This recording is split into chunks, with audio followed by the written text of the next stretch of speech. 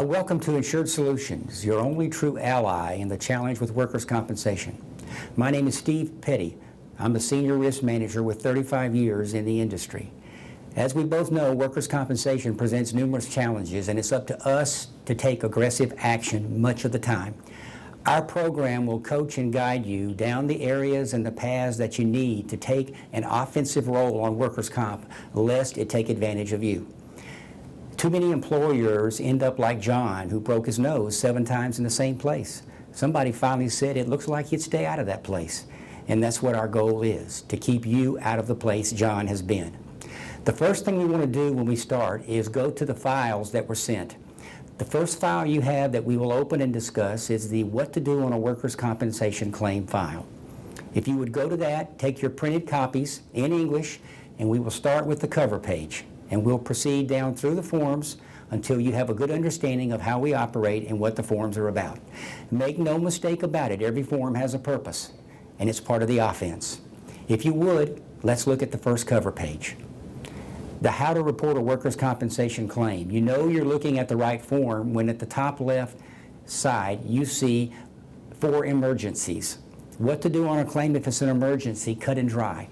Always deal with the employee's injury first and immediate. Everything else can flow afterwards. Let us know via the phone number or the email, but deal with the employee injuries first. The next heading to the left-hand side is non-emergencies. Here's where we're going to go down through the forms that you see in this packet to give you an idea how they work and what you do with them. The first point is to find an approved physician or doctor. For those of you in states which have an MPN, Medical Provider Network, or an MCO, a managed care organization, that's what it's speaking of. Those states that have a doctor panel with listed doctors, that's what it's referring to. That's a subject we will talk about later. For now, remember that the approved doctor is the first choice for non-emergencies. A very important point with our program and for employers is to be sure a post-accident drug test is done at the time of this visit. It is imperative we have a post-accident drug test done within 8 hours, if at all possible, for maximum benefit. If it takes longer, that's okay. Still get the post-accident done. The next step it takes you through is the claim forms themselves. It begins with the individual state first report of injury form. That form is filled out to the best of your ability. The next form you'll see is page 2 in this file, which is the Supervisor's Incident Investigation Report. That form is common. It's about the same wherever you go, so the one we have is fine. If you have one that's comparable, we're okay with that. That's done by the supervisor over the employee. The form after that one you see is a witness statement. The witness statement is important. And what's misunderstood is that if you have anyone working in the area where the employee was injured, they are in essence a witness. They need to complete this form, and if they didn't see anything, it's important they state they did not see anything. As many of those as we can have when we work with claims and the challenges of claims, the better. So a witness is a witness if they're in the area and they did not see anything. Don't discount that. The third form you're going to see in this stack is for the injured employee. The injured employee form is the most important form of all the forms. It's only one of 2 times you as the employer can go on offense and change the outcome of a claim. So many employers allow this form to be underestimated. They allow the employee to simply put down what they wish, which is usually a few words or a couple of sentences. That's meaningless. If you're going to let them do that, there's no point in even filling the form out. We can get that information off the first report of injury form. What matters is the detail. As has been said, the devil is in the details. And our purpose with the injured employee form is what they put down on paper and what they sign and date becomes cast in concrete, and it's unassailable. It cannot be passed off as hearsay. It cannot be passed off as, well, that's not what I meant. No, what they put down and what they say does matter. What accompanies this form to make this job complete, thorough, and effective is the next page in this file, which starts off with the top left column that says A checklist. The A checklist form is a match to the injured employee form. They go together. If you look at the injured employee form, down the left column there are 2 boxes, one marked A and one marked B. These are the 2 most important boxes that the employee will ever fill out. We want them to put what we want on that paper. We are trying to construct a web. Oh, what a tangle web we weave when first we practice to deceive. And it applies extremely powerful on a workers' compensation claim. Those questions you see for the A box in the who, what, where, when, how, why have flowing questions out of them. Every question needs to be answered without writing the question down. The answer will imply the question. Be sure they're detailed. This should take 20 or 30 minutes to complete, not 30 seconds. It's imperative that we get the detail from them. The next box, box B, is the one which asks about unsafe conditions, unsafe acts, unsafe personal factors. On that same following page, at the bottom half, there's a section for the unsafe act, unsafe condition, unsafe personal factors. The employee is to pick one or more from that list without using their own words. They need to be specific and exact from that list. We want them to put what we want them to put down. 9 times in 10, they will put down it was their fault.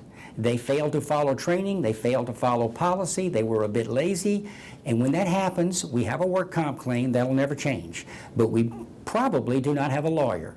Attorneys do not like to take on claimants who've admitted it's their fault.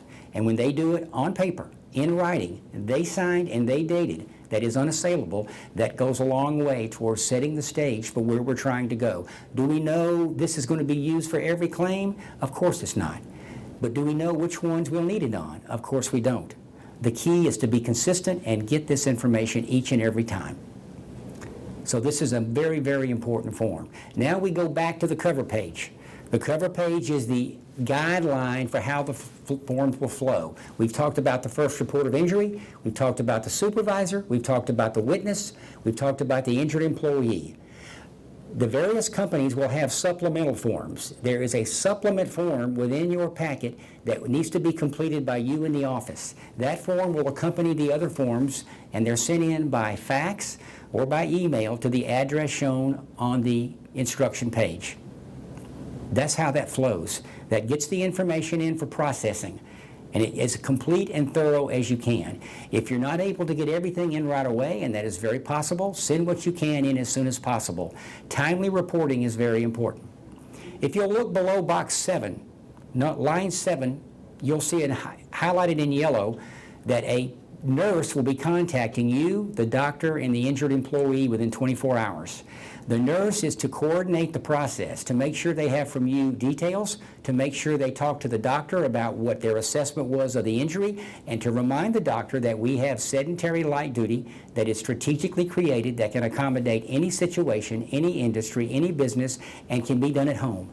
If the employee is breathing, we will have light duty for them. It is imperative. That's a subject we will talk about later. The nurse will contact the injured employee and make sure they understand what the situation is and about their medical care. They will coordinate a written triage report. They will make suggestions and recommendations, and together that will go into the adjuster, and they will use it to move the claim along. All too often, adjusters are bogged down with claims, and ours is one of those that can sit on the sideline and wait, or we can move it along by providing enough support, guidance, and direction to make the adjuster's job easy, so they, in essence, prefer our claims coming in.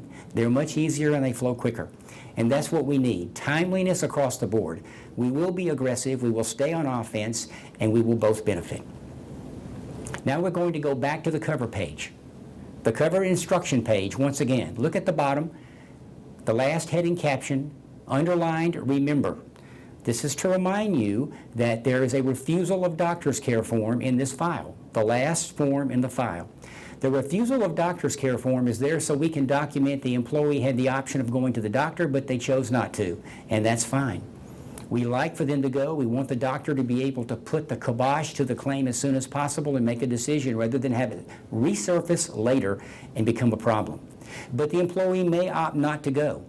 However, if you'll notice on that first instruction line, it also reminds you that there is a drug test to be done because in essence we have a claim. We just have a claimant who doesn't want to go to the doctor. Two entirely different matters. We treat it as a claim, it's submitted as a claim, all the paperwork goes in as a claim, and the employee is still sent for drug testing. That's key. When they see they're not going to be able to skirt a drug test if they open their mouth about an injury, that's what we want to happen. Drugs are 60% of the work comp problem. That includes illegal drugs and the illegal use of legal drugs. It's a grave problem out there with workers' comp. We do not want this subject to get away from us, and it's a subject we will discuss at greater depth at a later time. So the refusal of doctor's care form is there. If the employee refuses the drug test, whether we have your program in place or not, they should be immediately suspended without pay and indefinitely suspended. Refusal is admission that there's a problem, which is why they don't want to be tested.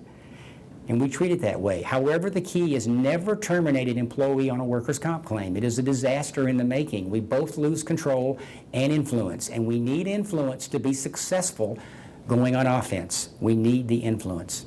So in essence, we've covered the summary of the pages that make up this file and what to do and how to handle them. If you have any questions, you can call myself at our office number or talk to a field rep at our office.